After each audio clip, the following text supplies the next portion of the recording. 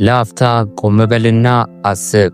በቀን 18 ሰዓት እየሰራህ ግን ምንም ለውጥ ባታይ ምን ይመስልሃል? በሌላ በኩል ደግሞ ዝም ብለህ ብትታገስና ብትጠብቅ ስኬት በራሱ ጊዜ ይመጣል ብለህ ታምናለህ? ብዙዎቻችን አንድ ትልቅ ስህተት እንሰራለን። ስኬትን እንደ አንድ ምርጫ እናየዋለን። ወይ ጠንክሮ መስራት አሊያም ደግሞ በትዕግስት መጠበቅ። ነገር ግን እውነታው ይህ አይደለም። ዓለም ላይ ካሉ ስኬታማ ሰዎች በስተጀርባ ያለው ትልቁ ሚስጥር የእነዚህ ሁለት ነገሮች ሚዛን ነው። ዛሬ በዚህ ቪዲዮ ጥረት ብቻውን ለምን ወደ ውድቀት እንደሚመራህና ትዕግስት ብቻውን ለምን ወደ ድህነት እንደሚወስድህ እናያለን። በመጨረሻም ሕይወትን የሚቀይር አንድ አስገራሚ ታሪክ እነግርሃለሁ። ወደ መልእክቱ። የመጀመሪያው የጥረት ኃይልና ገደብ። መጀመሪያ ስለ ጥረት እናውራ። ያለ ጥረት ስኬት የለም። ይሄ የማይካድ ሐቅ ነው። ጥረት ማለት የለውጥ ሞተር ነው። ስራህን ካልሰራ፣ ዕውቀቱን ካልቀሰምክና ላብህን ካላፈሰስክ ህልምህ በወረቀት ላይ ብቻ ቀርቶ ይበሰብሳል። ብዙዎቻችን ግን ጥረት ሲባል ዝም ብሎ መልፋት ይመስለናል። ነገር ግን ያለ አቅጣጫ የሚደረግ ጥረት ሞተር እንደሌለው መኪና ነው። ይደክምሃል እንጂ የትም አትደርስም። ጥረት ማለት ዘርን መዝራት ነው። ዘሩን ካልዘራ የምትጠብቀው ምርት አይኖርም።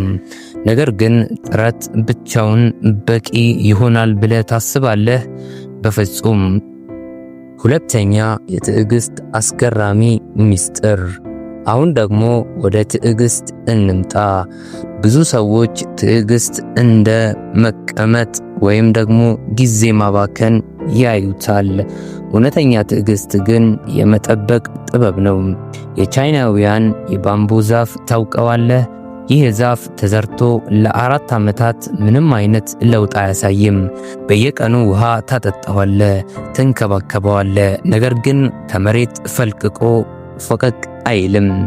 ጎረቤቶች ጊዜን እያባከንክ ነው ብሎ ሊሳለቁብህም ይችላሉ። ነገር ግን በ5ኛው ዓመት ውስጥ በ5 ሳምንታት ብቻ 27 ሜትር ወደ ላይ ያድጋል። ታዲያ ጥያቄው ዛፉ ያደገው በ5 ሳምንት ነው ወይስ በ5 ዓመት? መልሱ በ5 ዓመት ነው። ለ4 ዓመታት ወደታች ስሩን ሲያጠነክር ነበር። ትዕግስት ማለት ስር መስደድ ነው። ሶስተኛ የአበበና የበቀለ ታሪክ። ይህንን ሚዛን በደንብ እንድትረዳ በአንድ ታሪክ ልንገርህ። በአንድ መንደር ውስጥ የሚኖሩ 2 ጓደኛሞች ነበሩ፣ አበበና በቀለ። ሁለቱም የራሳቸውን የፍራፍሬ እርሻ ለመጀመር ወሰኑ። አበበ በጥረት የሚያምን ሰው ነው። ቀን ከሌሊት ይቆፍራል፣ ይዘራል፣ ይለፋል። ነገር ግን አበበ ትዕግስት አልነበሩም። ዘሩን ዘርቶ በሳምንቱ ለምን አልበቀለም እያለ መሬቱን እየቆፈረ ዘሩን ያየዋል። አልሆነም ብሎ ሌላ ዘር ይተክላል። ሁልጊዜ ይደክማል፣ ሁልጊዜ ይለፋል፣ ግን ምንም ምርት የለውም። ምክንያቱም ለዘሩ እንዲበቅል ጊዜ አልሰጠውም። በቀለ ግን ሚስጥሩን ያውቃል። በቀለ እንደ አበበ ጠንክሮ ይሰራል፣ ይቆፍራል፣ ይዘራል። ነገር ግን በቀለ አንድ ተጨማሪ ነገር አለው። እርሱም ትዕግስት ነው። ዘሩን ከዘራ በኋላ ዝናብ እስኪመጣ ይጠብቃል። ፀሐይ እንድትወጣ ይፈቅዳል። ምንም ለውጥ በማይታይባቸው ቀናት እንኳን ውሃ ማጠጣቱን አያቆምም። ከ3 ዓመታት በኋላ የአበበ እርሻ በቆሻሻና ባልተሳኩ ሙከራዎች ተሞልቷል። የበቀለ እርሻ ግን በአረንጓዴ ተክሎችና በሚያማምር ፍራፍሬዎች ተሞልቷል። አበበ እድለኛ ነህ አለው። በቀለ ግን ፈገግ ብሎ እድል ሳይሆን የጥረትና የትዕግስት ውጤት ነው አለው። ስለዚህ ወዳጄ ስኬት ትልቁ ሚስጥር ጥረትና ትዕግስት ናቸው።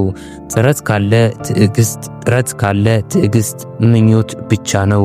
ትዕግስት ያለ ጥረት ደግሞ ቅዠት ነው። ዛሬ የምትለፋው ልፋት ውጤት ስላላሳየ ተስፋ አትቁረጥ። ስር እየሰደድክ ሊሆን ይችላል፣ መስራትህን ግን አታቁም። ምክንያቱም ትዕግስት ማለት ስራን ማቆም ሳይሆን ለውጥ እስኪመጣ ድረስ በስራ ላይ መጽናት ማለት ነው። ይህ ቪዲዮ ጠቃሚ ሆኖ ካገኘው ለጓደኞች አጋራ። አንተስ በህይወት በብዛት የጎደለ የትኛው ነው? ጥረት ወይስ ትዕግስት? ኮሜንት ላይ ጻፍልኝ። ለተጨማሪ መሰል ቪዲዮዎችን ለማግኘት ሰብስክራይብ ማድረግህን እንዳትረሳ። በቀጣይ ቪዲዮ እስክንገናኝ ጠንክረ ስራ፣ በትዕግስትም ጠብቅ።